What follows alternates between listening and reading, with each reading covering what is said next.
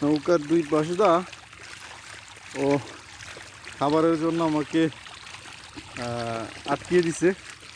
নৌকা চালানোর মতো ব্যবস্থা নাই, উপরে দড়িয়ে ধরে টানতেছি।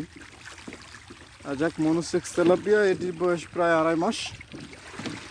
এখন মনে হয়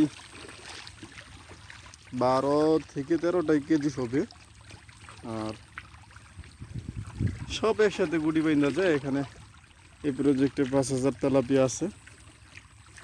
ছিল বেশি, কিছু নষ্ট হয়েছে, পাখি খাইছে। কারণ এখানে পাখির অত্যাচার খুবই অসহনীয়।